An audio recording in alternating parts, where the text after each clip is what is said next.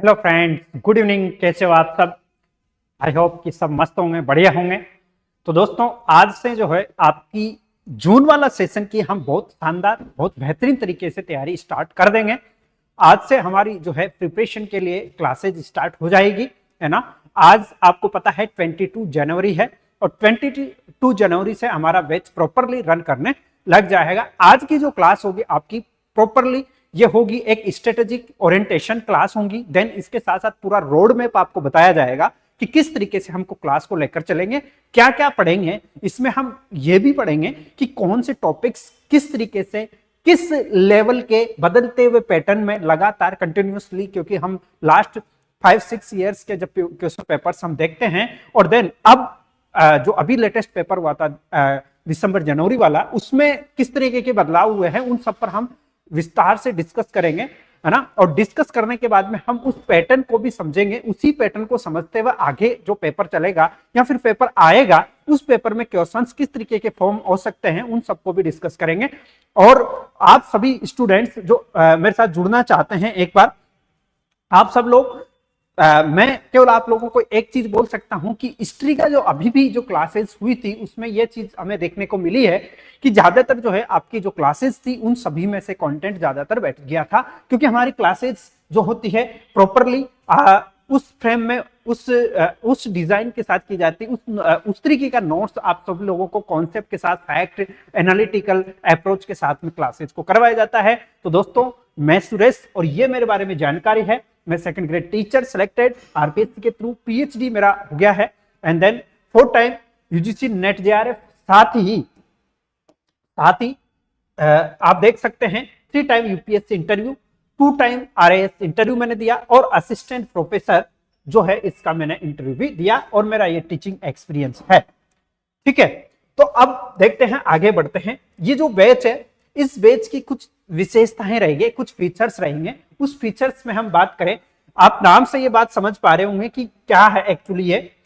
देखो, जेआरएफ अड्डा premium batch है भाई। ये जो प्रीमियम होते हैं ना, उनके लिए ये बैच है। काफी प्रीमियम का मतलब ये है भाई, फाउंडेशन प्रीमियम बैच का, कि यहां पर जो क्लासेस दी जाएगी ना आपको, बहुत ही होलिस्टिक, बहुत ही ज्यादा कंसाइज रहेंगी। और देन आपको प्रॉपरली इसका एक्सप्लेनेशन के साथ साथ एक टाइम पीरियड में, अब क्योंकि बहुत सारे बच्चों के माइंड में चीजें रहती है, क्या फर्स्ट टाइम में जेआरएफ निकल सकता है, देन क्या हमारा जो कंटेंट पढ़ाया जा रहा है वो कंटेंट हमारे लिए सफिशिएंट होगा या फिर एक्स्ट्रा भी क्वेश्चन बन सकते हैं। मतलब बहुत सारे आपके मन में सवाल होते हैं, उन सवालों का जवाब देने के लिए स्पेशल प्रीमियम बैच आपके लिए लाया गया है, जिसमें इस तरीके के फीचर्स रहेंगे। जिसमें हम बात करें तो कंप्लीट जो है लाइव क्लासेज रहेगी। डेली क्लासेज होने के बाद में आपको क्विज करवाया जाएगा, इंटरव्यू गाइडेंस प्रोग्राम रहेगा। आप अगर कोई भी वैकेंसी का इंटरव्यू देते हैं, हैंडबुक आपको मिलती है इसमें। इसके साथ साथ आपको कंप्लीट वीडियो कोर्स मिलता है, डाउट क्लियरिंग सेशन होता है, 10 ईयर पीवाईक्यूज भी करवाए जाते हैं विद सॉल्यूशंस आपके। ठीक है, ये भी एक इसका फीचर्स है। देन फुल लेंथ टेस्ट होता है और कंप्लीट स्टडी प्लान भी आपको बताया जाता है, जैसा कि अभी मैं बताऊंगा कंप्लीट स्टडी प्लान आपके लिए। और ये आपकी आज की अपनी पहली क्लास रहेगी। ठीक है, इस क्लास के बारे में हम डिटेल से थोड़ा सा डिस्कस करेंगे। और आप देख ही रहे हो, ओरिएंटेशन एंड स्ट्रेटजी सेशन, यानी ये प्रॉपरली जो होगा, ये क्या होगा, ये रोड मैप होगा आपकी जो तैयारी होगी जून की, उसके लिए। ठीक है, जून की तैयारी के लिए, जून 2025 की जो आप प्रिपरेशन कर रहे हो उसका प्रॉपर रोड मैप होगा। इसके साथ साथ आपका एक लेक्चर भी इसमें ऐड किया गया है। उस लेक्चर को किस तरीके से हम क्लास को लेकर के आगे बढ़ेंगे, उन सब पर डिस्कशन करेंगे। तो ये बात आपके समझ में आ गई। आगे देखते हैं हम। ये दोस्तों, हम बात कर रहे हैं हिस्ट्री सब्जेक्ट की, ये तो पता ही है आपको। देखो दोस्तों, हम अगर बात करते हैं किसी भी सब्जेक्ट की यूजीसी नेट के लिए, या फिर हम हिस्ट्री की ही बात करें, तो इसको डिवाइड किया गया है 10 यूनिट्स में। हिस्ट्री को 10 यूनिट्स में डिवाइड किया गया है। इसके साथ साथ इसका जो फर्स्ट चैप्टर होता है एक्चुअली, जिसको हम पढ़ते हैं, सबसे पहले कॉन्सेप्ट होते हैं। कॉन्सेप्ट, कुछ टर्मिनोलॉजी होती है, कुछ एक्सप्लेनेशंस होते हैं, कुछ ऐसी टर्म्स होती है जिनको हमें समझना ही पड़ता है। जैसे फ्यूडलिज्म हो गया, फ्यूडलिज्म को हमें समझना ही पड़ेगा, क्या होता है। मनसबदारी सिस्टम क्या होता है, इसको हमें समझना ही पड़ेगा, what is mansabdari system. Then इसके अलावा और भी बहुत सारी, व्हाट इज हुंडी, ये सभी ऐसे वर्ड्स होते हैं जिनको हमें समझना पड़ता है। और इस बार जैसे एक आया था संस्काराज, संस्कार जो होते हैं यहाँ से क्वेश्चन बनते हैं, तो संस्कार क्या होते हैं इनको भी हम डिटेल में डिस्कस करेंगे। मतलब कुल मिला के बात है, जितने भी हिस्ट्री से रिलेटेड टर्मिनोलॉजी कॉन्सेप्ट है, इनकी जो भी अप्रोचेज है, उन सबको 1 to 1 करके बहुत बेहतरीन ढंग से हम समझाते हुए चलेंगे। इसके साथ साथ आपको ये एक, जब हिस्ट्री को हम क्लास में स्टार्ट करते हैं तो सबसे पहले हमारे सामने, क्योंकि आप भी जब क्लास में बैठेंगे तो आपके सामने एक चीज होनी चाहिए कि आपका जो सिलेबस है पूरा का पूरा यूजीसी नेट का, उसको निकाल के आप जिस भी टेबल पे पढ़ाई करना शुरू करते हैं उस पर चिपका दीजिए भाई, और उसके पूरे पॉइंट्स, जितने भी पॉइंट्स है ना उनको हाईलाइट करो, जितने भी पॉइंट्स है उनको हाईलाइट कर दो, किसी भी कलर से आप कर सकते हैं अपने अकॉर्डिंग, और वो आपको याद होना चाहिए। जैसे कि मैं आपसे पूछ लूं कि फर्स्ट यूनिट में कौन से टॉपिक है, तो आपको पता होना चाहिए इंडस वैली है या फिर आईवीसी है, जो भी है, मतलब टॉपिक्स वैदिक एज है, मौर्याज है, मतलब ये सब चीजें आपको पता होना चाहिए। इस तरीके से अगर पैटर्न हमारे सामने रहेगा तो हमें फिर उनसे क्वेश्चंस कौन कौन से बन सकते हैं उन सब का भी आइडिया होगा। लाइक यहाँ पे मैं लेकर आया हूं सिलेबस के बारे में, तो सबसे पहले सिलेबस हम डिस्कस करेंगे, फिर इसके बाद में कॉन्सेप्ट्स, आइडियाज एंड टर्म्स, जिनकी मैं बात कर रहा था। आइडियाज कौन कौन से हो सकते हैं, टर्म्स कौन से हो सकते हैं, टर्मिनोलॉजी जो से मैंने आपको बताई, हुंडी सिस्टम जो था, हुंडी है ना, मनसबदारी, इस बार क्वेश्चन आया था, हुंडी से भी क्वेश्चन था, मनसबदारी से भी क्वेश्चन था, संस्काराज से भी क्वेश्चन था। कितने होते हैं संस्कार, यानी कि जन्म से पहले, बर्थ से, आपका जन्म होने से पहले, आपको जन्म लेते हो, बर्थ से पहले कौन कौन से संस्कार किए जाते हैं, उससे रिलेटेड क्वेश्चन था। तो वो सब हम डिस्कस करते हैं क्लासेस में डिटेल से। आपकी जो है, अब इसके बारे में देखते हैं फर्स्ट यूनिट, यूनिट फर्स्ट के बारे में बात करते हैं, हम थोड़ा सा डिटेल से देखेंगे, जिसमें आपका रहेगा पहले तो सोर्सेज, एंसेंट इंडियन हिस्ट्री के सोर्सेज को हम पढ़ेंगे सबसे पहले फर्स्ट यूनिट में। सोर्सेज की बात करें एंसेंट हिस्ट्री के, तो जैसे आप सबको पता है आर्कियोलॉजिकल सोर्स है, ठीक है, आर्कियोलॉजिकल सोर्स आ जाते हैं, फिर आ जाते हैं आर्कियोलॉजी के बाद में बुक्स, टेक्स्ट, जिनको हम बात करते हैं, फॉरेन अकाउंट्स आते हैं, है ना, लिटरेरी सोर्सेज जो आएंगे, टेक्स्ट, ठीक है, लिटरेरी सोर्स जो आ जाते हैं, देन फॉरेन अकाउंट्स आते हैं। इस तरीके से इनको डिटेल को हम पढ़ेंगे। अब यहां से फॉरेन अकाउंट से, इनसे भी बहुत सारे क्वेश्चंस बनते हैं। इसके अलावा फिर देखें, हम बात करें कि pastoralism and food productions, food product, यानी कि ह्यूमन बींग्स जो था स्टार्ट हुआ था, तो स्टार्टिंग में क्या करता था, food gathering and hunting, first काम तो यही था उसका। देन धीरे धीरे धीरे उसके माइंड में जो है आग का, यानी कि अग्नि का आविष्कार होता है, और अग्नि के आविष्कार के दौरान सबसे पहले वो किस तरीके की चीजों का प्रयोग करना स्टार्ट करता है, कौन सी चीजें ऐसी जो है यूज करने लगता है, तो फूड प्रोडक्शन इसमें आ जाता है। देन उसके बाद में वो गैदरिंग करता है, हंटिंग करता है, एंड एक जगह पर जो सेटलमेंट एस्टेब्लिश करता है, उसके बारे में हम डिटेल से डिस्कशन करेंगे। फिर उसके बाद जैसे हमने स्टोन एज, इसको कहते हैं, वैसे एक लैंग्वेज में बोले तो स्टोन एज, इसको क्या बोलते हैं, स्टोन एज बोलते हैं, ठीक है, ये बात समझ में आई। अब स्टोन एज से रिलेटेड क्वेश्चन ऐसे बनते हैं कि विच साइट, मतलब कौन सी साइट है जो स्टोन एज की है, पहला तो ये क्वेश्चन बन जाता है, तो बहुत सारी साइट्स आ जाएंगी। देन उनके क्या फीचर्स रहे हैं, जहां से हमें कौन सी जानकारी मिलती है। स्टोन एज का आपको पता है 3 पार्ट्स में डिवाइडेड है, इसका भी पैलेओलिथिक है ना, इसके बाद मेसोलिथिक एंड नियोलिथिक। अब ये पैलेओलिथिक, मेसोलिथिक एंड नियोलिथिक भी डिवाइडेड है अपने अपने पार्ट्स में। इनकी लोकेशन से कहां पर है इंडिया में, कहां पर ये है, इनका क्या फीचर्स है, उन सबको हम डिटेल से डिस्कस करेंगे। लाइक ये पूरा का पूरा एरा जो होता है ये स्टोन एज के रूप में जाना जाता है। अब इसके बाद में हम बात करें, जैसे हमने इसको पता कर लिया, पता करने के बाद में हमारे सामने आती है इंडस वैली सिविलाइजेशन। पहला जैसे ही स्टोन एज आता है, इसके बाद में आती है हमारे सामने इंडस वैली सिविलाइजेशन। तो स्टोन के बाद में हम पढ़ते हैं इंडस वैली सिविलाइजेशन को डिटेल में डिस्कस करेंगे, लेकिन सेम पैटर्न पे ये चलता है कि स्टोन एज, जैसे कि हम बात करें, यहां पे ले लेते हैं, थोड़ा सा पैरा लेंगे, हम बात करें, आप सब जानते हुए हमारा प्यारा भारत देश है, ठीक है। अब इसमें जब हम यहां से, ये कौन सी रिवर है, ये कौन सी रिवर है, इंडस रिवर, सबको पता है ना, इंडस रिवर है, ओके, इंडस रिवर आ गई भाई। अब इंडस रिवर इधर अरेबिक सी में गिर जाती है, इससे हमें कोई मतलब नहीं है कहां गिर रही है, हमें इस चीज से मतलब है कि यहां पर क्या है, या फिर इसके साथ पास में कौन सी लोकेशन से। तो हम, आपको पता है क्या है, मोहन जोदारो, यहां पर इधर से एक रिवर आती है जिसको क्या बोलते हैं हम, रावी, और ये कौन सा है लोकेशन, हरप्पन। ठीक है, हरप्पन साइट आई है।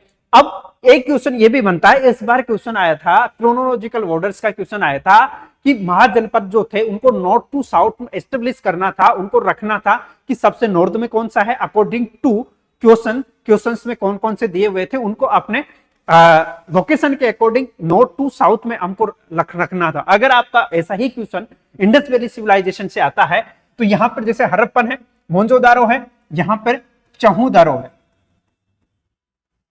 चहुदारो, ठीक है, चहुदारो आ गया। यहां पर आपको पता है धोलावीरा है या नहीं है, धोलावीरा है। इसके बाद में हम यहां पे एक और बात करें, लोथल आ जाता है, लोथल, और भी बहुत सारे हैं, लंगनाज आ जाता है। तो ये पूरी की पूरी लोकेशंस को हमें ध्यान रखना पड़ेगा, हम इसको मैप टू मैप पढ़ते हुए चलेंगे। ठीक है, ये बात आपके समझ में आ गई। फिर आ जाता है वैदिक एज, पूरा का पूरा वैदिक सिस्टम को हम पढ़ेंगे डिटेल में कि वैदिक सिस्टम क्या है। ठीक है, और expansion of the state system, जो स्टेट सिस्टम का निर्माण हुआ था, जो बने थे रीजनल पावर्स का जो इमरजेंस हुआ था, वो किस तरीके से हुआ था, उनको भी हम डिटेल में डिस्कस करेंगे। इसमें ये हम आपके सिलेबस की हम बात कर रहे हैं। अब ये हुआ था आपका अब तक फर्स्ट यूनिट हो गया था। फर्स्ट यूनिट में ये सब चीजें आपके सिलेबस में भी है। अब अगर हम बात करें आज की क्लास में यूनिट सेकंड, जो यूनिट होगा, टोटल यूनिट आपको पता ही है कितने मैंने बताया आपको, टोटल यूनिट जो थे आपके 10 थे, है ना, जिसमें से एक यूनिट का सिलेबस हमने देखा। देन सेकंड यूनिट आती है आपकी फ्रॉम स्टेट टू एम्पायर। अब स्टेट्स का निर्माण होगा और फिर एम्पायर में कन्वर्ट हो जाएंगे ये पूरे के पूरे, है ना। अब ये किस तरीके से होगा, सपोज दैट आपने एक वर्ड सुना होगा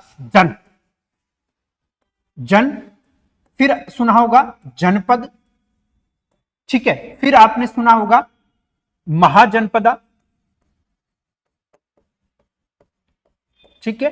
इस तरीके से जन एक छोटी इकाई होती, बहुत स्मॉल, छोटा सा एक परिवार होता है। देन जनपद, वो पूरा का पूरा एक डिस्ट्रिक्ट लेवल का आ जाता है। देन महाजनपद यानी कि राज्यों का निर्माण।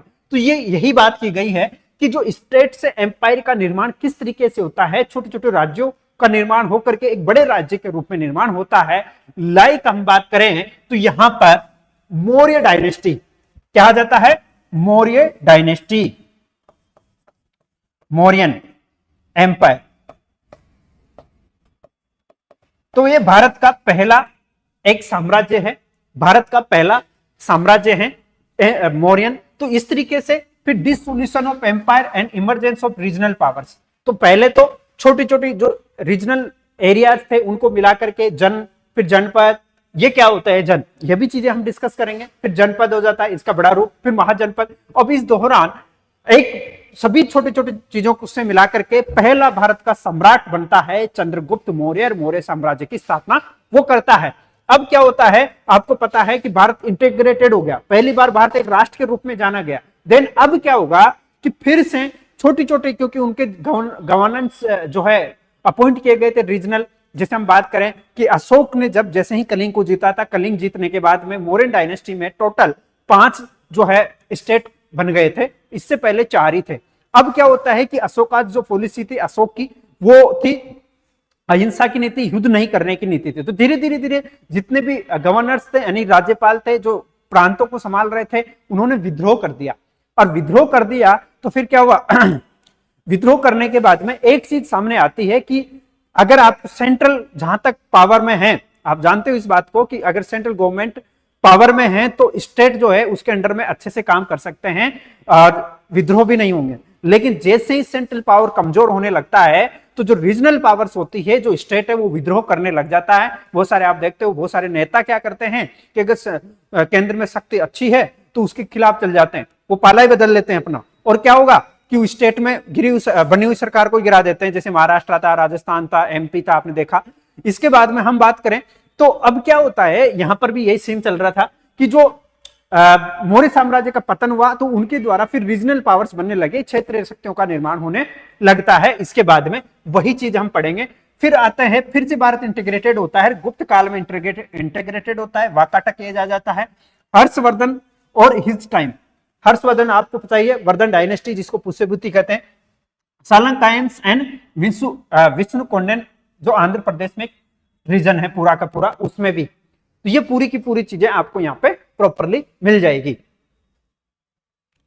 अब आगे देखें तो यूनिट नंबर थर्ड आता है, पूरा सिलेबस की बात करें तो यूनिट नंबर थर्ड में देखते हैं regional kingdoms, regional powers emerge हो जाती है, अब वो किंगडम्स के रूप में बनने लगती है। तो रीजनल किंगडम्स में अगर हम बात करें तो साउदर्न इंडिया। तो अब देखो मैं आपको बताता हूं, हम क्लास में हमेशा जब भी कोई भी टॉपिक होता है तो उसको मैप से ही हम पढ़ते हैं, बिना मैप के क्लास को मजा ही नहीं आता, आपको पता है ये चीज, ठीक है।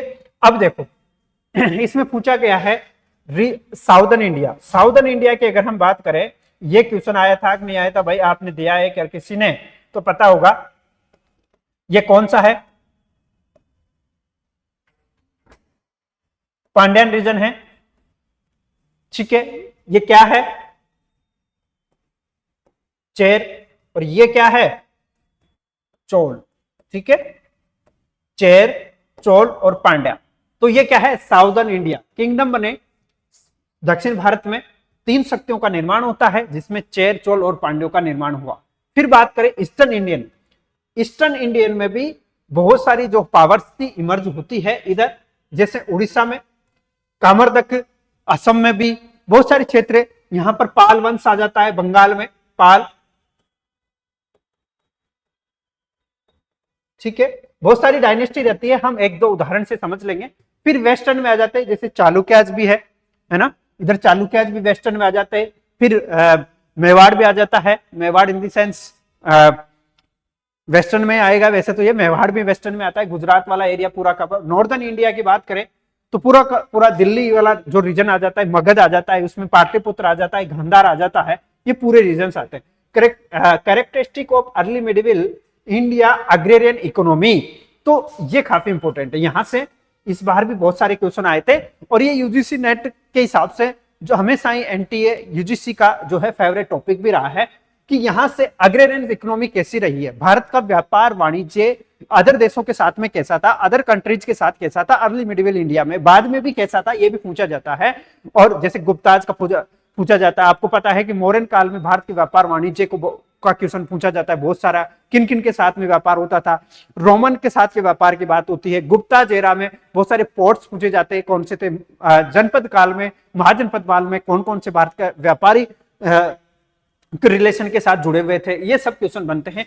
ट्रेड और अर्बनाइजेशन, ये भी क्वेश्चन पूछा जाता है 6th सेंचुरी बीसी, जैसे 6th सेंचुरी बीसी में भारत में नगरीकरण होता है, फर्स्ट नगरीकरण कौन था, हड़प्पन सिविलाइजेशन। अब ग्रोथ ऑफ ब्राह्मणिकल रिलीजन्स, अब इस समय ब्राह्मणिकल रिलीजन्स जो उनका निर्माण होता है वो कैसे उनकी ग्रोथ होने लगती है, उसके बारे में डिस्कस करते हैं, समाज के बारे में डिस्कस करते हैं हम। एजुकेशनल एंड इंस्टीट्यूशंस, ये काफी इंपॉर्टेंट है, यहां से क्वेश्चन बनता है हर बार, इस बार भी बना था एजुकेशनल इंस्टीट्यूट से। हालांकि ये जो टॉपिक है आपके काफी कॉमन है, ये पेपर फर्स्ट में भी आता है और पेपर 2 में तो कर है ही, ये टॉपिक जो है पेपर फर्स्ट और पेपर 2 में भी इंक्लूड है। फिर आता है debates of formation in early medieval India. अब क्या होता है, बहुत सारे हिस्टोरियंस है ये बात करते हैं कि एंसेंट इंडिया है, ये समझ में आती है कि प्राचीन भारत का इतिहास है जो हिंदू राजाओं का इतिहास माना गया। अब बात आता है कि अर्ली मिडिवल इंडिया या मिडिवल इंडिया क्यों कहें इसको, या फिर किस समय से अर्ली मिडिवल इंडिया कहा जाता है। जैसे आपने एक वर्ड सुना होगा कि 7वीं शताब्दी से यानी कि 7th सेंचुरी से लेकर के 12th सेंचुरी के बीच का जो टाइम पीरियड है और राजपूत काल कहा जाता है, the era of Rajput dynasty, ठीक है। तो अब इसमें जो है अगर हम बात करें कि मिडिवल इंडिया में इस समय इसको मिडिवल इंडिया मध्यकालीन भारत का नाम क्यों दिया जाए, किस वजह से दिया जाए, ऐसे कौन से रीजंस होने चाहिए, तो इसको लेकर के बहुत सारे हिस्टोरियंस है, उनके बीच में जैसे सुमित सरकार है ना, बहुत सारे इतिहासकार है, उनके बीच में डिबेट्स चलती रहती है, उसको लेकर डिस्कस करेंगे। अरब कॉन्ट्रैक्ट, अरबों का आक्रमण, जैसे 712 712 ईस्वी में, ईस्वी की हम बात करेंगे, एडी, एडी की हम बात करेंगे। इस समय सबसे पहले भारत में अरबों का आक्रमण होता है भारत में 711-12 में, और उस दौरान ये इस क्षेत्र को जीतने की कोशिश करते हैं, जीतते हैं। अब आते हैं फिर source of medieval Indian history. Source of medieval Indian history में ज्यादातर हम बात करते हैं मुस्लिम इतिहासकार या फिर क्षेत्रीय राजा, जो डायनेस्टी बनी हुई थी वहां पर जो भी हिंदू राजा थे उनका भी इतिहास, उनकी बुक्स के बारे में हम पढ़ेंगे। पॉलिटिकल डेवलपमेंट होगा, foundation of the Mughal empire पढ़ेंगे हम इसमें, लेटर मुगल एम्पायर पढ़ेंगे, विजयनगर और बहमनी से इस बार क्वेश्चन आया था, याद है आपको, और rise of the Maratha and Shivaji, ये क्वेश्चन दिसंबर वाले में भी आया था अभी वाले में, और इससे पहले जून वाले में भी आया था। यहां से शिवाजी के एडमिनिस्ट्रेशन से रिलेटेड क्वेश्चन था, इस बार भी शिवाजी के एडमिनिस्ट्रेशन में पेशवा से पहले भी था, मतलब इन सबसे क्वेश्चन आते हैं। मुगल एरा से और दिल्ली सल्तनत से इस बार बहुत सारे क्वेश्चन आए थे। मुगल काल के जो पेंटर्स थे उनको लेकर क्वेश्चन था, दिल्ली सल्तनत की जो आर्किटेक्चर थी वहां से क्वेश्चन बना गया था, Alauddin Khilji and its market policy से बहुत सारे क्वेश्चन थे, पॉलिटिकल क्वेश्चंस भी थे बहुत सारे। कुल मिला के बात है, अगर हमें ये पूरा का पूरा सिलेबस पता है तो हमारे सामने बहुत सारे जो तैयारी करने की एक पूरा का पूरा प्लान होता है, जो स्ट्रेटेजी होती है वो हमें क्लियर रूप से दिखती है, किस तरीके से पढ़ाई करनी, वो सब चीजें हमें स्पष्ट रूप से खुद दिखाई देने लगती है और हम उसको अडॉप्ट करते हुए चलते हैं। अब यूनिट नंबर 5 में आ जाता है एडमिनिस्ट्रेशन एंड इकोनॉमी, शेरताज एडमिनिस्ट्रेटिव रिफॉर्म्स, क्या कौन से रिफॉर्म्स किए गए थे उनको लेकर, एडमिनिस्ट्रेटिव सिस्टम इन डेक्कन, यानी कि दक्कन के एडमिनिस्ट्रेटिव सिस्टम की बात करें तो वही बहमनी, या फिर उस समय जो भी वहां पर रीजन में शासन करते थे उनका कौन सा एडमिनिस्ट्रेशन था, किस तरीके से कर रहा था, उसके बारे में बात करें। पॉलिसीज, इंटर स्टेट रिलेशंस की बात करेंगे, एग्रीकल्चर उस समय की पढ़ेंगे, इंडस्ट्रीज को लेकर के हम बात करेंगे मिडिवल इंडियन हिस्ट्री में, ट्रेड और कॉमर्स को लेकर बात करेंगे हम। ये हुंडी और एक्सचेंज, जो हुंडी था उस समय बैंकिंग सिस्टम का काम करता था, किसका काम करता था, ये बैंकिंग सिस्टम का काम करता था उस दौर में, ठीक है, ये बात आपके समझ में आ गई। और किस तरीके से पैसा लोगों का एक्सचेंज भी इनके द्वारा किया जाता था। तो ये टर्मिनोलॉजी है जो स्टार्टिंग में मैं क्लास में आपको बताया था कि कुछ टर्म्स है, कुछ कॉन्सेप्ट है, कुछ अप्रोचेज है, इन सबको लेकर के, जिनको हम डिटेल में अभी देखेंगे। Good evening Shilpa, good evening, बच्चों के मैसेज आए हुए हैं भाई, ओके। अच्छा सर, क्या हमें नोट्स बनाने की जरूरत होगी या आपके जो नोट्स बुक्स में हमें मिली है वो काफी है? देखो, एक तो अपने कोचिंग की हैंडबुक आप लोगों को मिली होंगी, इसके साथ साथ में जो क्लासेस पढ़ाऊंगा वो आपको प्रोवाइड की जाएगी, उसकी पीडीएफ भी मिलेगी, क्लासेस में जो स्लाइड में पढ़ाऊंगा वो भी आपको मिलेगी, इसके साथ साथ आपको पीवाईक्यूज भी मिलेंगे। तो ये दैट इज सफिशिएंट, आप लोगों के लिए काफी सफिशिएंट होंगे, एक्स्ट्रा आपको पढ़ने की जरूरत नहीं है। बाकी फिर आपके पास में टाइम रहता है तो, क्योंकि वो तो सब्जेक्ट है, सब्जेक्ट को आप जितना पढ़ोगे उतना ही आपके कॉन्सेप्ट, आपके फैक्ट्स और आपकी समझ डेवलप हो जाएगी उसको लेकर के, ठीक है, तो कोई दिक्कत नहीं है। गुड इवनिंग ऑल, शिल्पा है, काव्या है, अंजलि है, हाँ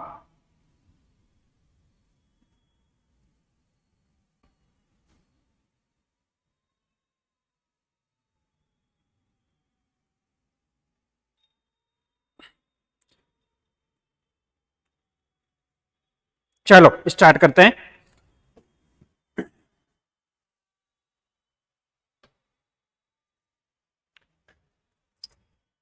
तो ये चीजें आपके समझ में आ गई। इसके बाद में हम बात करते हैं society, culture and the science of medieval period. Science सूफी संत भी है और सिख गुरुज भी है। तो इस बार क्वेश्चन आया था सिख गुरुओं का, आपको पता है ना, सिख गुरु, इनका जो है क्रोनोलॉजिकल ऑर्डर पूछा गया था सिख गुरुओं का, क्रोनोलॉजिकल ऑर्डर पूछा गया था, ठीक है। सिख मूवमेंट, ये पूरा का पूरा काफी इंपॉर्टेंट हो गया। सोशल क्लासिफिकेशन, रूरल सोसाइटी, ये आपका सिलेबस है तो क्वेश्चन तो आने हैं, है ना, ये तो सोच नहीं सकते कि ये इंपॉर्टेंट है ये कम है। जहां से मेजरली मैं बताऊंगा आपको कि कौन से टॉपिक से ज्यादा क्वेश्चन बनते हैं। Position of woman and education in fine arts, right, ये मिडिवल इंडियन हिस्ट्री की बात चल रही है। Art and architecture, Indo Arabic architecture, ये क्वेश्चन काफी इंपॉर्टेंट है, ये पूरा का पूरा यहां से इस बार बहुत सारे क्वेश्चन बने थे इस बार, ठीक है, आर्ट से भी, आर्किटेक्चर से भी, इंडो अरेबिक से भी, तो पूरे के पूरे इस बार ज्यादातर क्वेश्चन, कम से कम 4-5 क्वेश्चन यहां से बने थे। अब आता है आपका यूनिट नंबर 8 में modern Indian history. Modern Indian history, उसके सोर्स देखेंगे हम, राइज ऑफ ब्रिटिश पावर को हम देखेंगे, किस तरीके से ब्रिटिश पावर भारत में धीरे धीरे जो है पूरा एक बिजनेस के पर्पज से आने वाली जो कंपनी थी वो भारत को एक तरीके से गुलाम बना देती, उपनिवेश बना देती है। इस दौरान भारत के लोगों की क्या प्रतिक्रियाएं होती है, ऐसी कौन सी स्थिति और परिस्थिति क्रिएट होती है जिससे भारत के लोग उनके गुलाम बन जाते हैं, या फिर उनके द्वारा ऐसा कौन सा काम किया जाता है जिससे वो लोग भारत को अपने अंडर, अपने कंट्रोल में कर लेते हैं। तो राइज ऑफ ब्रिटिश पावर, इस दौरान की चीजों को पढ़ेंगे, जैसे मराठाज का क्या रोल था, मुगल एम्पायर जो था पूरा का पूरा मुगल साम्राज्य, उसका क्या स्थिति थी, और आफ्टर लेटर मुगल काल की भी हम बात करते हैं, इस दौरान की लेटर मुगल एरा में कौन था। फिर रीजनल पावर्स की बात करते हैं, बंगाल, अवध या फिर हैदराबाद, सतारा, झांसी, बहुत सारी और रीजनल पावर्स थे, उनका क्या रोल था, specially Marathas and the Mughal eras के रेफरेंस में हम बात करते हैं, हम बंगाल के रेफरेंस में ज्यादा बात करेंगे। तो वो सब चीजों को हम एक एक करके पढ़ते हुए चलेंगे। एस्टेब्लिश्ड एंड एक्सपेंशन, इस चीज को वही मैं चीजें बताने जा रहा हूं। देन रिवोल्ट ऑफ 1857, 1857 का विद्रोह, एडमिनिस्ट्रेशन ऑफ कंपनी एंड इस क्राउन, तो बाद में स्टार्टिंग में ये कंपनी का एडमिनिस्ट्रेशन आ जाता है, फिर क्राउन के अधीन किस तरीके से होता है। पैरामाउंट सी, लोकल सेल्फ गवर्नमेंट जो थी, इसको लेकर पढ़ेंगे। कॉन्स्टिट्यूशनल चेंजेज है ये यहाँ पे, है ना, कॉन्स्टिट्यूशनल चेंजेज एंड 1909 से 1935, ओके। कॉन्स्टिट्यूशनल चेंजेस का मतलब है कि मान मिंटो एक्ट था 1919 का भारत सरकार अधिनियम, जिसको हम बोलते हैं इंडियन गवर्नमेंट एक्ट, 1935 का इंडियन गवर्नमेंट एक्ट, या इससे पहले के और भी बहुत सारे एक्ट थे, वो किस तरीके से काम कर रहे थे, स्पेशली ये कॉन्स्टिट्यूशन के मेकिंग के बारे में है, तो इसलिए इनको कॉन्स्टिट्यूशन चेंजेस की बात कर रहे हैं। नेक्स्ट यूनिट नंबर, ये यूनिट नंबर 7 थी ये, है ना, 7, यूनिट नंबर 7 है ये। इधर देखते हैं यूनिट नंबर 8। अब आता है, इधर देखो, अब आएगा कॉलोनियल इकोनॉमी, यानी कि भारत उपनिवेश बन चुका है। अब इस समय भारत की इकोनॉमी कैसे डेवलप होती है, भारत की इकोनॉमी कैसे बनने लगती है। Expansion and commercialisation of agri, समझ गए बात को, expansion and commercialisation of agri, तो किस तरीके से एग्रीकल्चर का विस्तार होता है और उसको कॉमर्शलाइज किया जाता है, व्यापार के रूप में किया जाता है। यानी कि जो लोग भारत के धान की, गेहूं की, मोटा अनाज की, मतलब ऐसी फसलें जो उपजाते थे, वो धीरे धीरे कॉमर्शलाइजेशन, यानी कि नील की खेती करने लगे, सोरा की खेती करने लग गए। क्यों करने लग गए, किस वजहों से उनमें जो है फसल चक्र या फसल जो टाइमिंग था या फसलों को बदल बदल के जो बोने की परंपरा थी वो कैसे चेंज हो गई, उसको लेकर पढ़ेंगे। Decline industries, decline of industries, है ना,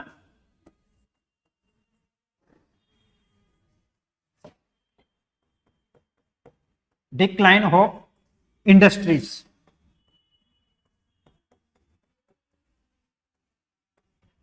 ठीक है, उद्योगों का पतन। फाइनरीज, फिर आते ट्राइबल एंड पीजेंट मूवमेंट्स क्यों स्टार्ट हुए, ये भी बहुत इंपॉर्टेंट है। Indian society and transition, the new education policy, new education policy आएगी, लेकिन न्यू एजुकेशन की बात चल रही है। एक्चुअली अंग्रेजों के द्वारा भारत में जो एजुकेशन स्टार्ट की गई थी, इंग्लिश और हिंदी माध्यम को लेकर के वहां पे, या फिर रीजनल लैंग्वेज को लेकर के जो बातें चल रही है उसकी बात यहाँ पे होंगी। इंडियन रेनेसा को लेकर के बात होगी, भारतीय पुनर्जागरण, women's questions and printing presses की बात करेंगे। इंडियन लैंग्वेजेस कौन कौन सी है उसको लेकर के बात करेंगे। और इसके बाद में हम बात करेंगे 9th यूनिट, जिसमें आता है राइज ऑफ इंडियन नेशनलिज्म, ठीक है, भारतीय राष्ट्रवाद का उदय। भारतीय राष्ट्रवाद का दोस्तों, हम जब उदय की अगर हम बात करते हैं तो 1885 से लेकर के हम 1947 तक इसके टाइम पीरियड को लेकर के हम बात करते हैं, ठीक है। 1885 में कांग्रेस की स्थापना होती है और कांग्रेस की स्थापना से लेकर के भारत की आजादी तक इसका काम चलता है। 1885 में जिसको हम क्या बोलते हैं, नरम दल, नरम दल बोलते हैं ना हम इसको। फिर आता है इसके बाद में गरम दल, जिनको क्रांतिकारी भी बोलते हैं, क्रांतिकारी वादक भी बोलते हैं। फिर आता है इसके बाद में 1915 से लेकर के जो गांधी जी के लीडरशिप में जो हमारा बहुत सारे मूवमेंट्स स्टार्ट होते हैं उनको लेकर पढ़ेंगे हम। तो ये पूरी की पूरी जो है इसमें आ जाएंगी। फिर आता है 10th unit and last unit, historical methods and research. Historical methods and research क्या होंगे। फिर आता है methodology and historiography. Methodology and historiography, बहुत सारे राइटर्स आ जाएंगे यहाँ पर, उनके द्वारा कौन कौन सी अप्रोचेज दी गई है, इन सबको हम डिटेल में पढ़ते हुए चलेंगे।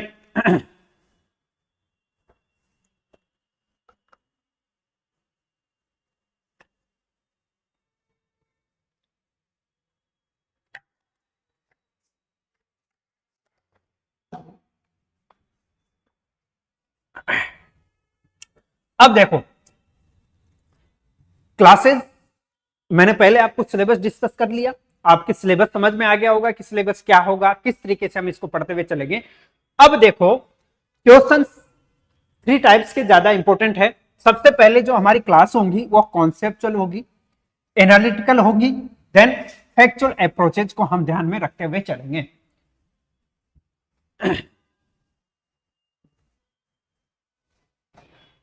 तो देखो कॉन्सेप्ट का मतलब ये रहेगा कि क्वेश्चंस जो रहेंगे उनको डिस्कस करना है, उनकी समझ, अंडरस्टैंडिंग क्रिएट करनी है। अंडरस्टैंडिंग,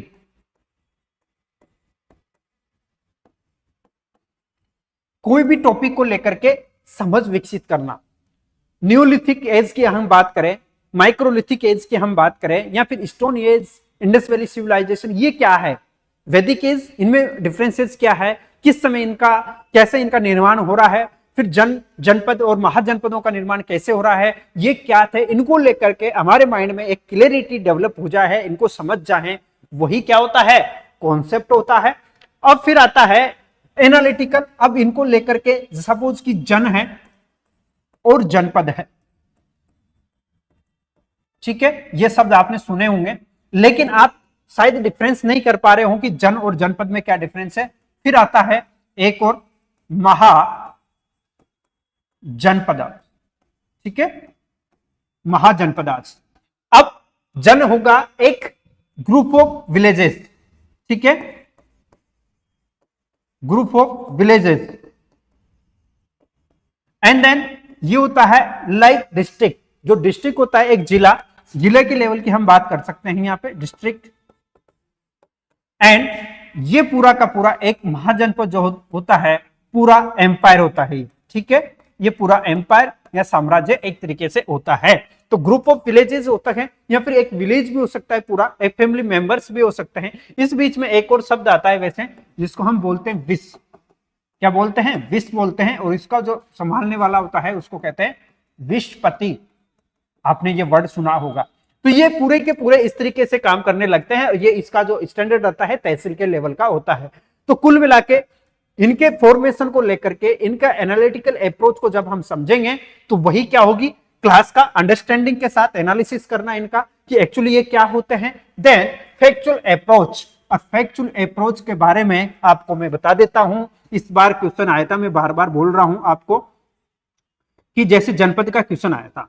अब जनपदों में बात करें कि भाई साहब यहाँ पे कौन सा है, यहाँ पर जो है सबसे नॉर्दर्न में गांधार जनपद है, मैं हिंदी में लिख देता हूं, गांधार है, ठीक है, सबसे इधर गांधार आ जाता है। अब सबसे दक्षिण में यहाँ पर जो है एक आ जाता है अस्मक।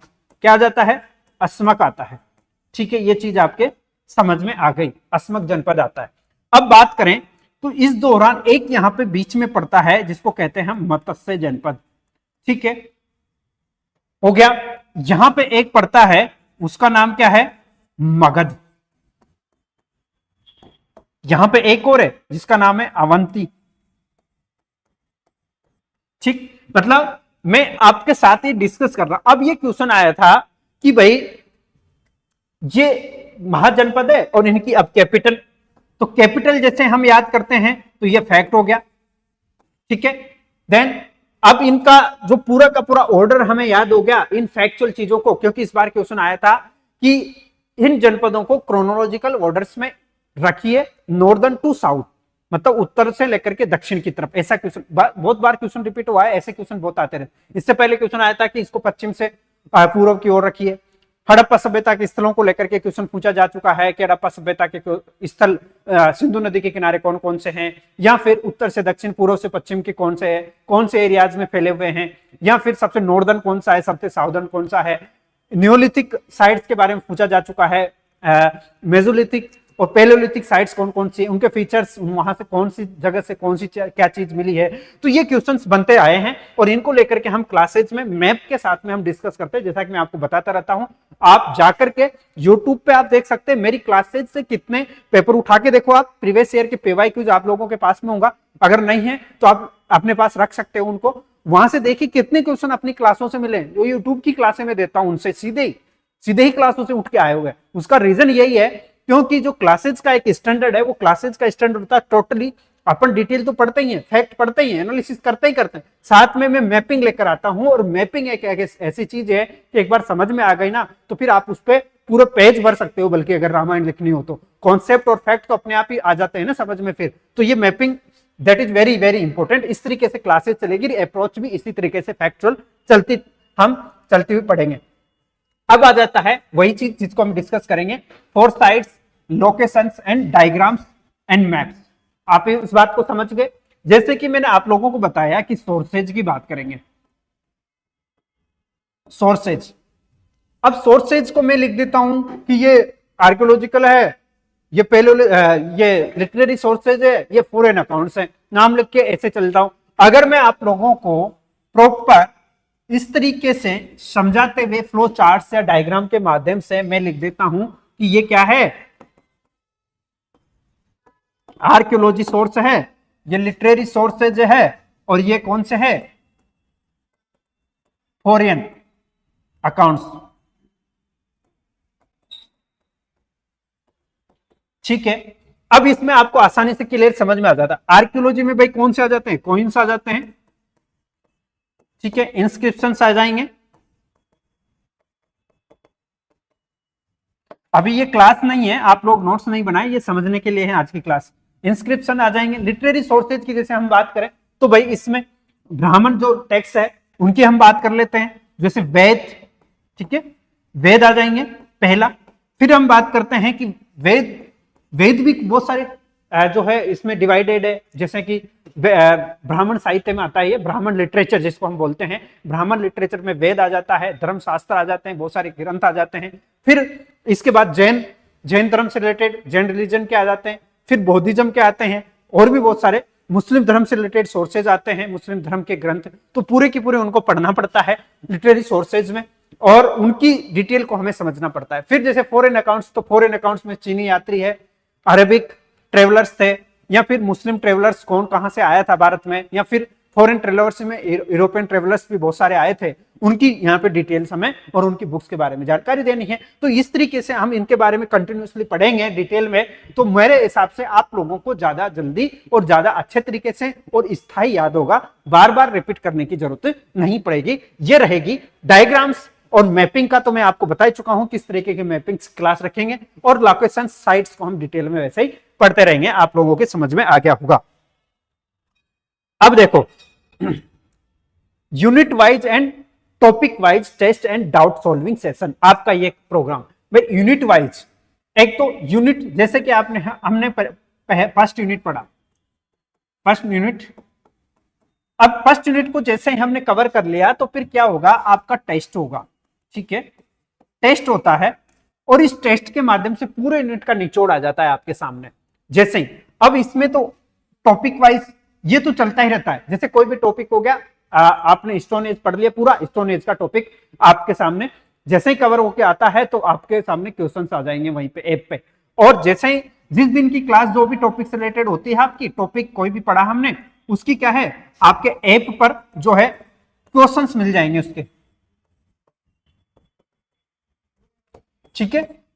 जैसे हमने कोई भी टॉपिक पढ़ा ऐप में, और उसके क्वेश्चंस आपको हाथों हाथ जैसे खत्म होती क्लास के बाद में आपको क्वेश्चन वहां पे मिल जाएंगे, उनको आप जाकर के सोल्व कर लेंगे। तो ये डेली प्रैक्टिस तो होगी आपकी। इसके साथ साथ फिर क्या होगा कि डाउट सॉल्विंग सेशंस। अब जैसे कुछ बच्चे हैं, जैसे आप लोग भी हैं, बहुत सारे टॉपिक्स हमें डायरेक्ट समझ में नहीं आते हैं, तो उनके लिए हम डाउट सॉल्विंग सेशन रखते हैं पर 15 डेज के अकॉर्डिंग हम जो है डाउट सॉल्विंग ये सेशन रखते हैं। या फिर हम जब भी अगर किसी बच्चे को जरूरत है तो जल्दी भी कर लेते हैं, या बाद में भी हम ऐसा सेशन कर सकते हैं। सभी की अपनी प्रॉब्लम्स को सॉर्ट आउट करते हैं, इंडिविजुअल भी हम बात कर लेते हैं, कोई इशू नहीं है। आप जो चाहें आप क्वेश्चन कर सकते हैं। जैसे अभी क्लास चल रही है, इस क्लास में आप मुझे मैसेज कर सकते हैं।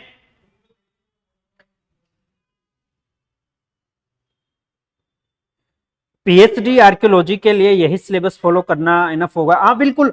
एक्चुअली देखो, पीएचडी में जो हम सिलेबस 10th यूनिट वाला जो सिलेबस है ना, वो पूरा का पूरा रिसर्च मेथोडोलॉजी हिस्टोरियोग्राफी का पूरा वही आता है। एवन के असिस्टेंट प्रोफेसर में भी वही है।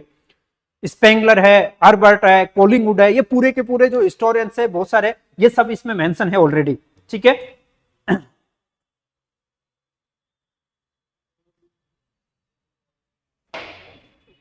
क्या है सर? क्लास 4 बाजार रख दीजिए मतलब, अच्छा 4 बजे क्या?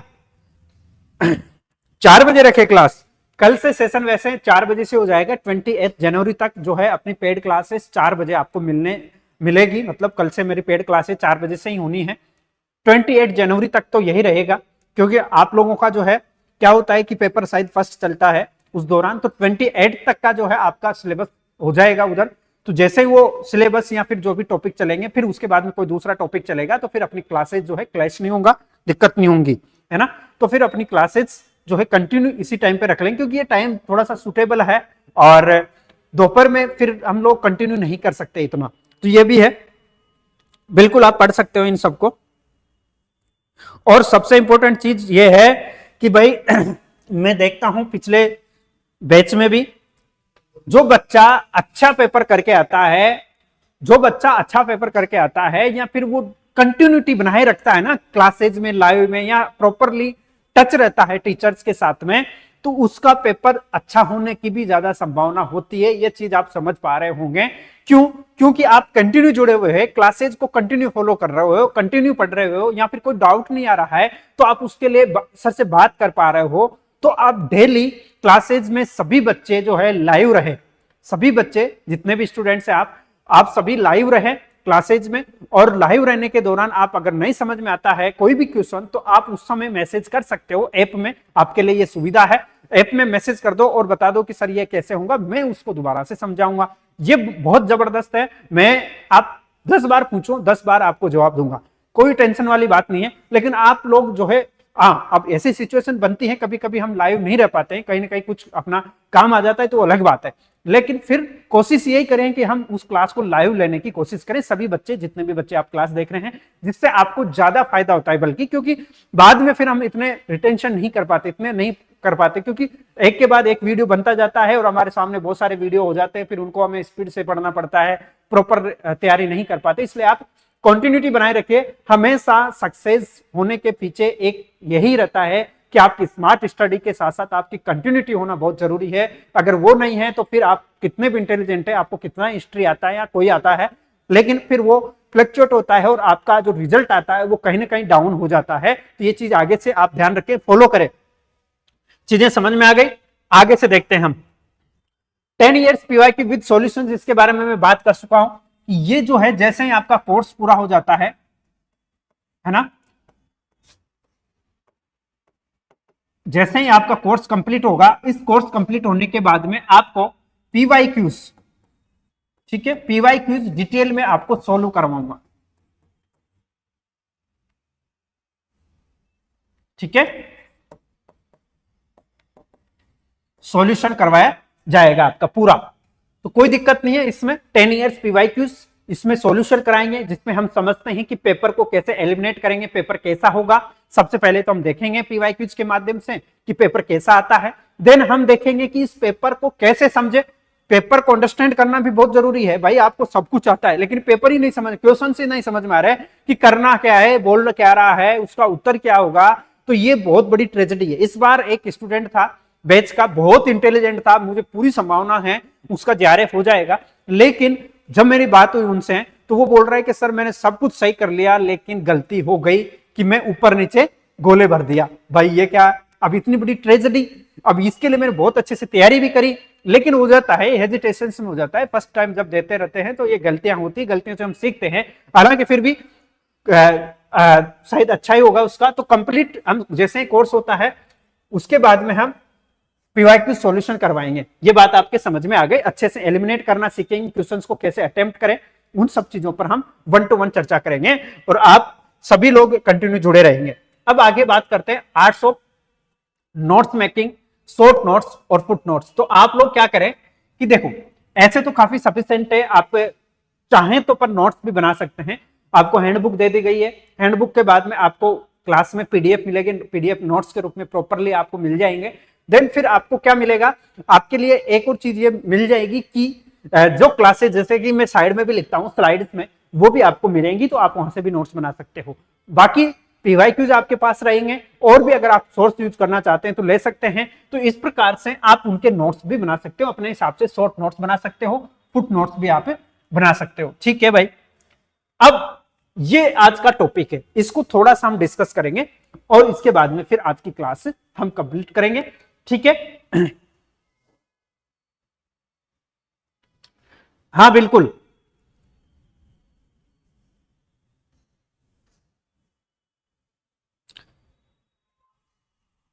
हाँ डाउट सेशन में ही रखूंगा। डाउट सेशन एक्चुअली वही तो रखेगा ना जो पढ़ा रहा है, आपको डाउट सब्जेक्ट में ही तो होगा, हैं सब्जेक्ट में डाउट होगा ना आपको, तो डाउट तो मैं ही दूंगा आप लोगों के।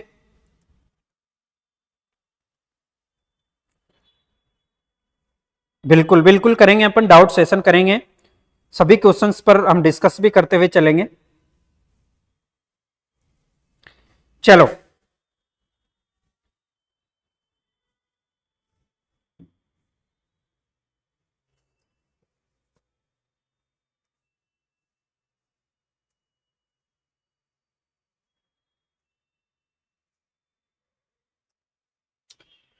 देखो, आज का जो अपना टॉपिक है, मैं ऐसे आपके लिए रेंडमली टॉपिक लेके आया हूं, है ना, ये क्योंकि आपका एक ओरिएंटेशन क्लास थी, आपको समझ में आना चाहिए टॉपिक इस तरीके से।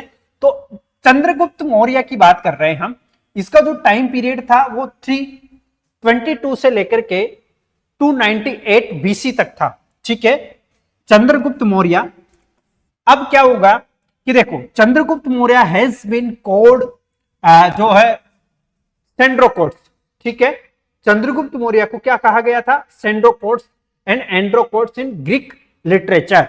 तो ग्रीक लिटरेचर में चंद्रगुप्त मौर्य को सेंड्रोकोट्स या फिर एंड्रोकोट्स कहा गया। स्ट्रेबो, मेगास्थनीज, ठीक है, स्ट्रेबो है, मेगास्थनीज है, एंड जस्टिन हैव कॉल्ड क्या इसको, चंद्रगुप्त मौर्य एज सेंड्रोकोट्स, यानी कि स्ट्रेबो ने, मेगास्थनीज ने और जस्टिन ने, इन सभी लोगों ने इसको क्या बोला है, क्योंकि ये सब क्या है, ग्रीक है, और इन सब ने इनको सेंड्रोकोट्स बोला है चंद्रगुप्त मौर्य को। जबकि एरियन, प्लूटार्क के द्वारा, एरियन और प्लूटार्क के द्वारा इसको क्या बोला गया, एंड्रोकोट्स। समझ में आ गया कि स्ट्रेबो, मेगास्थनीज और जस्टिन के द्वारा इसको बोला गया है चंद्रगुप्त मौर्य को सेंड्रोकोट्स, क्योंकि आपने पढ़ा है कि ग्रीक राइटर्स जो है, ग्रीक हिस्टोरियंस है, वो इसको एंड्रोकोट्स, सेंड्रोकोट्स बोलते हैं। एरियन और प्लूटार्क इसको एंड्रोकोट्स बोलते हैं, और प्लार्क हैज बीन सेंड्रोक्रोप्स। ठीक है, तो ये नाम है जो ग्रीक राइटर्स थे उनके द्वारा चंद्रगुप्त मौर्य का नाम दिया गया था। बात समझ में आ गया। तो चंद्रगुप्त मौर्य का टाइम पीरियड क्या है, 322 से लेकर के 298 बीसी, ये टाइम पीरियड है। हम इसको डिटेल में दोबारा भी पढ़ेंगे, ऐसा नहीं है, मैं आपको केवल समझाने के लिए इसको डिस्कस कर रहा हूं, आप समझ गए। फिर इसके बाद में बात करें तो आगे, William Jones first identified Sandrocottus with Chandragupta Maurya and equated Palibothra Pataliputra. तो जो विलियम जोन्स नाम का एक हिस्टोरियन था, उसने पहली बार जो है ये सेंड्रोकोट्स नाम दिया गया था ग्रीक राइटर्स के द्वारा, उससे कंपैरिजन किया गया कि ये जो है ना सेंड्रोकोट्स, ये चंद्रगुप्त मौर्य है। ऐसी बात किसके द्वारा कही गई पहली बार, सर विलियम जोन्स के द्वारा। सर विलियम जोन्स के द्वारा पहली बार ये पहचान की गई कि सेंड्रोकोट्स विद चंद्रगुप्त मौर्य जो है चंद्रगुप्त मौर्य ही है। एंड इसी तरीके से पालीब्रोथा जो वर्ड था, इसको पाटलिपुत्र से सामंजस्य इसका किया गया, मतलब उससे सिमिलरिटीज की गई कि पोलिब्रोता जो है ये तो पाटलिपुत्र था और सेंड्रोकोट्स जो था वो कौन था, वो था चंद्रगुप्त मौर्य। ये बात कौन कहता है, ये कहता है विलियम जोन्स। ये बात समझ में आ गई आपको। अब आगे देखते हैं कि विद द हेल्प ऑफ इस गुरु चाणक्य, गुरु चाणक्य ही तो थे ना, जिसको हम क्या बोलते हैं, चाणक्य, विष्णुगुप्त, ये भी तो बोलते हैं। तो विष्णुगुप्त या चाणक्य की सहायता से इसने नंद साम्राज्य को डिस्ट्रॉय कर दिया। वहां का शासक था घनानंद, उसको पराजित कर देता है चंद्रगुप्त मौर्य। किसकी सहायता से, अपने जो है गुरु थे चाणक्य, उनकी सहायता से। और जो है मगध में, या फिर बात करें कि पूरे के पूरे एक मौर्य डायनेस्टी की स्थापना कर दी जाती है। तो Chanakya, Chandragupta Maurya defeated is last Nanda ruler Dhanananda and established Mauryan dynasty, Mauryan dynasty की स्थापना करता है। मुद्रा राक्षस जो एक बुक है, मुद्रा राक्षस, ठीक है, has a special description of his plan of Chanakya and Chandragupta Maurya, that is important. तो मुद्रा राक्षस जो है ना, इसमें चंद्रगुप्त मौर्य और चाणक्य जो था, इनका जो एक प्लान था मौर्य साम्राज्य स्थापित करने को लेकर के, उस प्लान के बारे में डिस्कस की गई है। किसमें, चंद्रगुप्त मौर्य में। यह क्वेश्चन बन सकता है, इस तरीके के ही क्वेश्चन बनते हैं कि किस बुक में या किस किताब में इस प्लान को लेकर के बात हुई है, जो जनरली नई किताबों में नहीं मिलता है। तो यह आपके नोट्स में यहां पर मेंशन है, ठीक है। तो आपको सबसे पहले हुआ कि भाई चंद्रगुप्त मौर्य का शासन कहां से कहां तक था, ठीक है, इस समय तक इसने शासन किया, इसके द्वारा स्थापित की जाती है मौर्य साम्राज्य की। फिर बात करें हम कि भाई जो है कैसे करा, तो इसने नंद साम्राज्य की स्थापना के शासक घनानंद को पराजित किया और इसकी स्थापना कर देता है ये मौर्य साम्राज्य की। इसकी जानकारी हमें कैसे मिलती है, इनके प्लान के बारे में, इनका प्लान की जानकारी हमें मिलती है मुद्रा राक्षस से। तो ये भी आपके समझ में आ गया।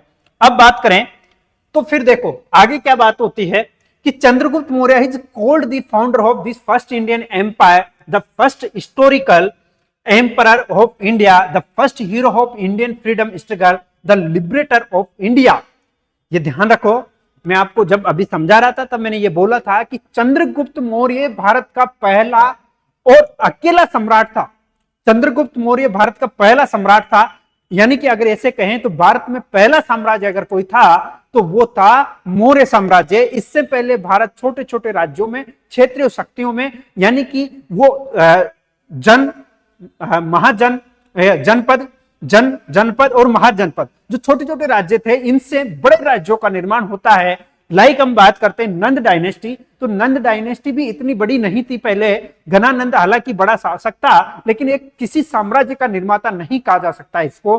तो भारत का पहला एकीकृत साम्राज्य की स्थापना करने वाला शासक जो था वो था चंद्रगुप्त मौर्य। इसीलिए चंद्रगुप्त मौर्य को भारत का पहला राष्ट्रीय सम्राट भी कहा जाता है, क्योंकि चंद्रगुप्त मौर्य ने भारत की पहली बार जो है सीमा जो थी, एक तरीके से वैज्ञानिक सीमा की हम बात करते हैं,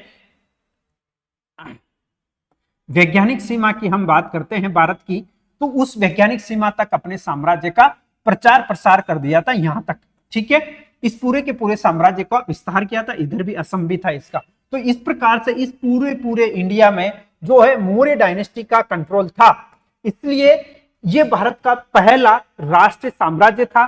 चंद्रगुप्त मौर्य भारत का पहला राष्ट्रीय शासक था, भारत का पहला हीरो था, the first historical emperor of India, ऐतिहासिक शासक था, the first hero of Indian freedom struggle, Bharat की स्वतंत्रता का पहला योद्धा माना गया, and the liberator of India भी इसको माना गया था। समझ में आ रहा है नहीं आ रहा? चीजें समझ में आ रही है या नहीं आ रही है, ये भी मुझे बता देना भाई, ठीक है। Brahmin literature calls Chandragupta Maurya as a Shudra. अब ये क्या है कि बहुत सारे लिटरेचर है जो चंद्रगुप्त मौर्य के बारे में चर्चा परिचर्चा करने लगते हैं। वो बताते हैं कि चंद्रगुप्त मौर्य कौन था भाई, ठीक है, चंद्रगुप्त मौर्य कौन था, कैसे था, क्या इसके द्वारा काम किया गया। तो चंद्रगुप्त मौर्य जो था, ये इसको लेकर के ब्राह्मण ग्रंथों में जो बात की गई है वो की गई है कि ये कौन था, ये शूद्र था। जबकि जैन और बुद्धिज्म लिटरेचर जो थे ये इसको क्या बताते हैं, ये बताते हैं इसको क्षत्रिय। जैन ग्रंथ और बौद्धिस्ट जो ग्रंथ थे ये इसको बताते हैं क्षत्रिय, जबकि ब्राह्मण लिटरेचर जो बताता है इसको शूद्र बताता है। एंड ग्रीक लिटरेचर जो बताता है कि him not a low caste but of low circumstances. तो ये बहुत ग्रीक लिटरेचर में एक बात बोली गई है कि ये जो है लो कास्ट से नहीं था, यानी कि शूद्र तो नहीं कह सकते इसको, लेकिन इसकी परिस्थितियां कमजोर थी, ये गरीब था, गरीब पिता के या गरीब परिवार में इसने जन्म लिया था, ऐसी वहां की परिस्थितियां थी, इसलिए इसको ये गरीब भी कहा जा सकता है, लेकिन गरीब परिस्थितियों में जन्मा हुआ कहा जा सकता है, लेकिन इसको जो है हम गरीब नहीं बोल सकते या फिर शूद्र नहीं बोल सकते, ऐसी इसके बारे में बात की गई है। ये अलग अलग विद्वानों के अपने अपने स्टेटमेंट्स है। नंद एम्पायर वही था। नंद एम्पायर की जब हम बात करें, देखो ये मैंने मौर्य साम्राज्य आपको बताया, तो नंद एम्पायर की मैं बात कर लेता हूं, यहीं पे मैं समझा देता हूं। मैं जैसे ये पूरा भारत है, तो मौर्य साम्राज्य ये मगध वाला एरिया नहीं था क्या, मगध पूरा, क्योंकि मगध की स्थापना जो पाटलिपुत्र था ना, यहीं पे तो पूरा का पूरा साम्राज्य था ये पहले, ठीक है। ये पूरा का पूरा जो क्षेत्र था ना, इसी पे नंद था, नंदों को पराजित करके ही मौर्य साम्राज्य की स्थापना हुई है। तो मौर्य साम्राज्य की स्थापना, या फिर हम जैसे एक क्वेश्चन बनता है बहुत इंपॉर्टेंट है, हाल ही के दिनों में बहुत सारे कंपटीशन के एग्जामों में पूछा गया है कि मगध साम्राज्य की या मगध की प्रारंभिक राजधानी कौन सी थी। तो इसको लेकर हम बात करते हैं कि गिरिव्रज है, राजगृह है, तो एक्चुअली इस समय जो राजधानी थी गिरिव्रज भी थी, राजव्रज भी थी, ऐसे। तो ये जो मगध वाला जो क्षेत्र था ना, इसी पे ये नंद साम्राज्य पूरा का पूरा क्षेत्र में रूल कर रहा था। मैं भी आप समझ गए होंगे अच्छे से, उसी की जगह पर जो है इन्होंने साम्राज्य की स्थापना की थी। नेक्स्ट देखते हैं, फिर आता है कि विशाख दत्त जो था, इन विशाख दत्ताज मुद्रा राक्षस, वो जो मुद्रा राक्षस जो बुक लिखी गई थी किसकी थी, वो विशाख दत्त की, ठीक है। ये चीज समझ, as been described a Vrishala low caste, ठीक है। इसको क्या बोला गया है, वृषल बोला गया है, ठीक है, वृषल बोला गया, यानी कि लो कास्ट का मुद्रा राक्षस में। और मुद्रा राक्षस जो थी ये क्या है, ब्राह्मण ग्रंथ है, ये चीज आपको पता होना चाहिए। Then Spooner has described Chandragupta Maurya as a कॉर्फिक, कॉर्फिक मतलब ये बोलता है कौरपासिक, ठीक है, या फिर ईरानियन। कौन बोलता है ये, स्पूनर, स्पूनर नाम का एक हिस्टोरियन है, दैट इज इंपॉर्टेंट, ये पूछा गया है, मैचिंग में क्वेश्चन आए हैं ये। जैसे हम बोलते हैं ना कि सूची फर्स्ट सूची सेकंड, इस तरीके के, तो वहां से ये क्वेश्चन बना हुआ है। ईरानियन जो था इसके द्वारा ये क्वेश्चन पूछा गया। फिर आता है कि ढूंढीराज एंड जो है श्रीधर स्वामी चंद्रगुप्त मौर्य को जो बताते हैं, ये बताते हैं कि इसकी माता का नाम क्या था, इसकी माता का नाम था मूरा, ठीक है। चंद्रगुप्त मौर्य की माता का नाम कौन बोलते हैं, ढूंढीराज। और श्रीधर स्वामी जो है ये बताते हैं कि चंद्रगुप्त मौर्य जो था इसकी माता का नाम मूरा था, और इस मूरा से जन्म लेने के कारण ये जो है चंद्रगुप्त मौर्य हो गया। नाम तो इसका चंद्रगुप्त था, लेकिन ये फिर बाद में क्या हो गया, मौर्य हो गया, मतलब अपनी माताजी के नाम की वजह से इसके पीछे मौर्य लग गया, ये चीज ये बोल रहे हैं, ठीक है।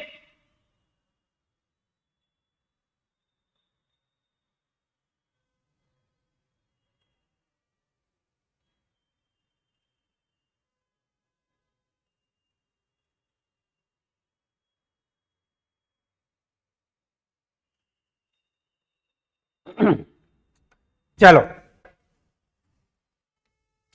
आगे देखते हैं। इन द बुद्धिस्ट टेक्स्ट, जबकि हमने बुद्धिस्ट टेक्स्ट ने क्या बोला था इसको, बुद्धिस्ट टेक्स्ट और जैनिज्म टेक्स्ट जो थे, जैन धर्म के बौद्ध धर्म के जो टेक्स्ट थे, जो ग्रंथ थे, उनमें इनको बताया गया था क्षत्रिय। तो देखो Buddhist text Mahaparinirvana Sutra, Maurya are describe as a Kshatriya of पिपलीवन।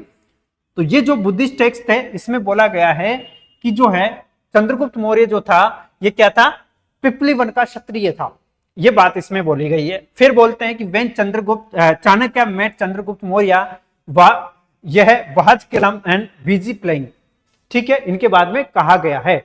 जब ये क्या कर रहा था कि वहां पर ये वाज किलम खेल था, एक खेल का नाम है ये, तो उसमें क्या कर रहा था ये व्यस्त था उस दौरान।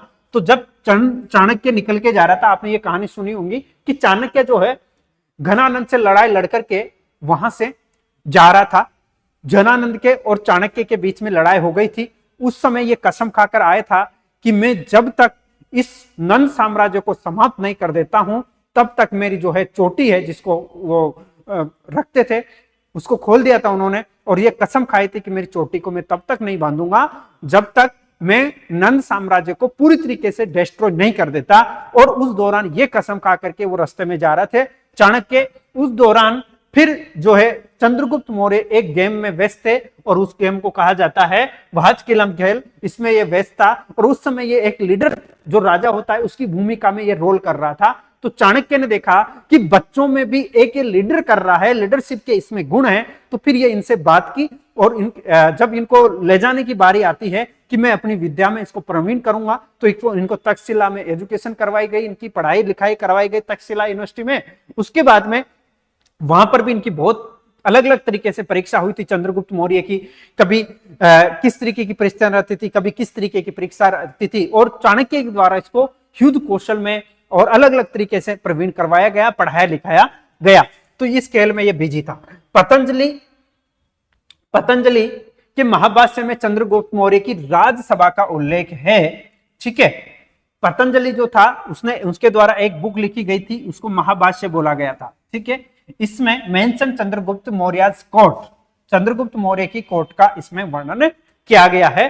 तो ये काफी इंपॉर्टेंट है, इसको लेकर के हम डिस्कस करेंगे। नेक्स्ट क्लासेज में भी पढ़ेंगे कि चंद्रगुप्त मौर्य की जो राजसभा थी इसकी जानकारी किसमें मिलती है, तो ये हमें मिलती है महाभाष्य में, पतंजलि के महाभाष्य में। ठीक है, तो ये सब चीजें थी। अब इसके बाद में देखें तो अकॉर्डिंग टू महावंश, महावंश कौन है, ये भी बौद्धिस्ट टेक्स्ट है, यानी कि बौद्ध धर्म का ग्रंथ है।